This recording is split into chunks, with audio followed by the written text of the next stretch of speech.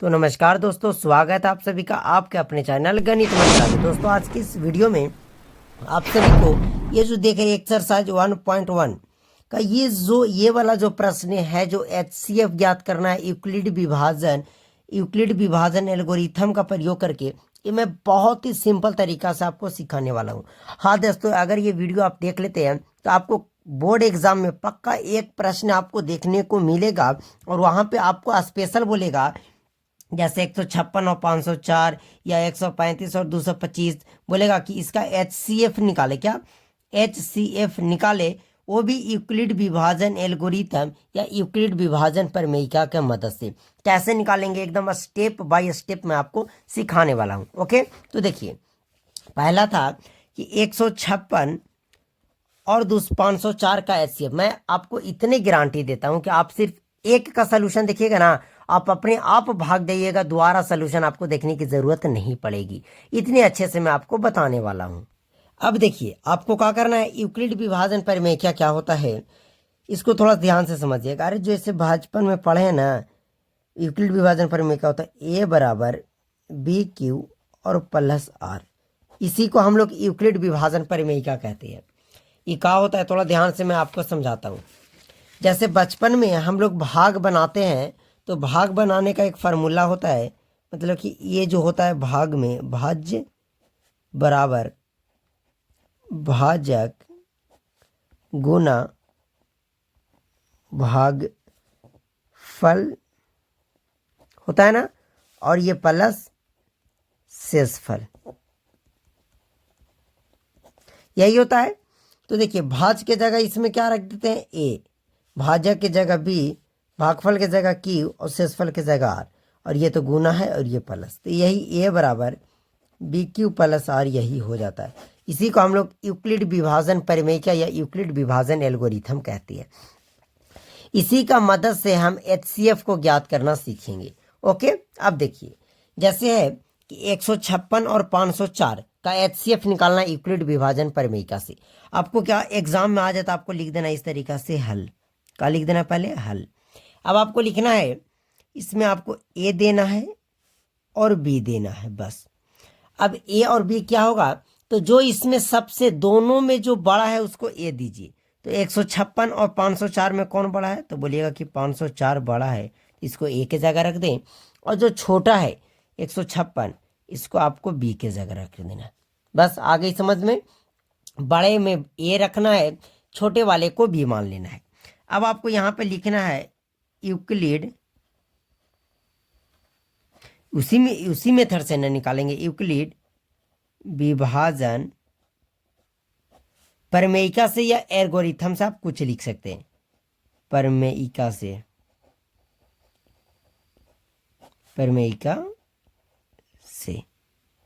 Euclid विभाजन प्रमेयिका से। अब बताइए कि यूक्लिड विभाजन प्रमेयिका क्या बताएं, तो बोलिएगा कि ये तो आप बताएं A बराबर BQ प्लस R, यही तो मैं आपको बताया। अब यहां से आपको स्टेप चलना है, मतलब कि चरण 1 में बताइए A के जगह हम कितना रखें, तो बोलिएगा A के जगह आप बोले कि बड़ा वाला को A मानना था, A के जगह हम 504 रखेंगे। बोले चलो बहुत अच्छा। B के जगह कितना रखेंगे, तो बोलेगा कि 156 को रख दीजिए। अब लीजिए, हम A के जगह 504 रख दिए, B के जगह 156 रख दीजिए।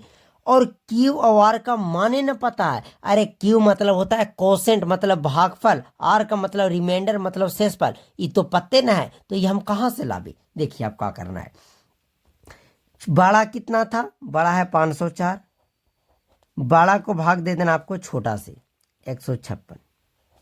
अब यहां आपको समझ लेना है, आपको ऐसा भाग देना है ना कि जब इसको घटाइएगा आप, तो जो शेषफल बचे वो इससे छोटा बचना चाहिए। बस यही आपको करना है कि जो रिमाइंडर बचे शेषफल, वो A से हमेशा छोटा होना चाहिए। यहां पे जो होगा B से हमेशा छोटा होना चाहिए।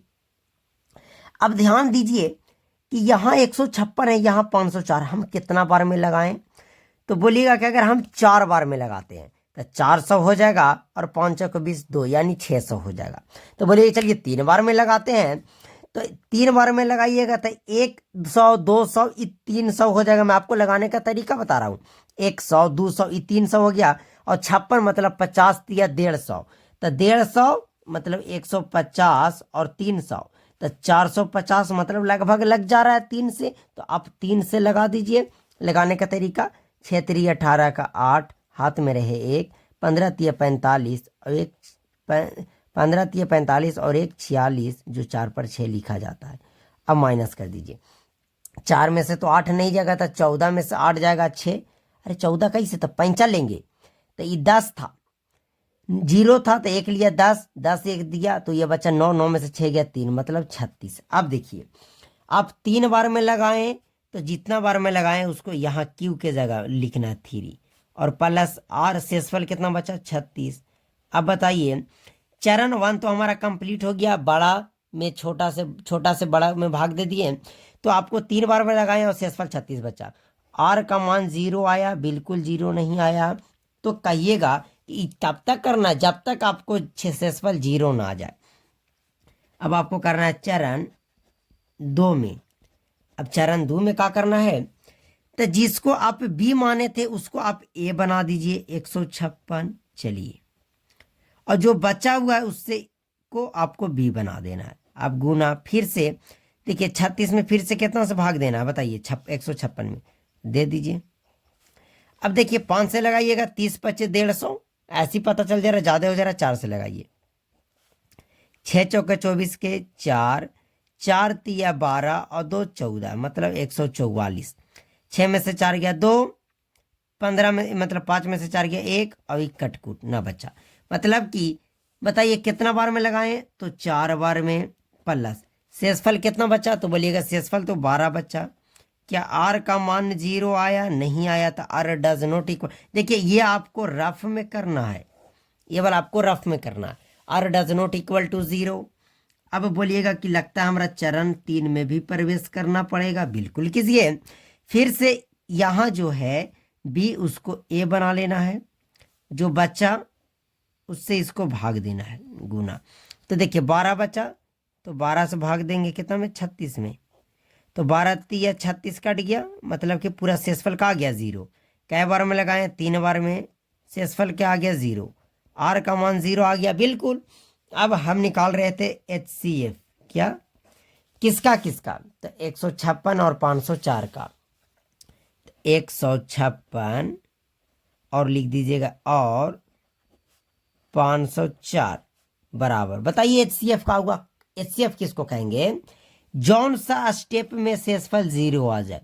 तो इस स्टेप में शेषफल 0 आया, रिमाइंडर 0 आया, तो इसका जो बी होगा वही शेषफल, इसका HCF होगा। तो देखिए ये तो ए हो गया, ए बराबर बी क्यू प्लस आर, तो बी तो ये हुआ, मतलब शेषफल HCF 12 हो जाएगा। यही आपका आंसर।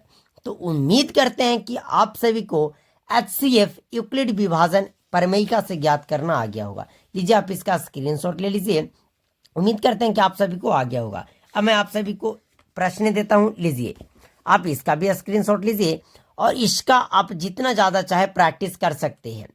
तो चलिए आप सभी से मिलते हैं अब अगले वीडियो में, जब तक के लिए जय हिंद जय भारत।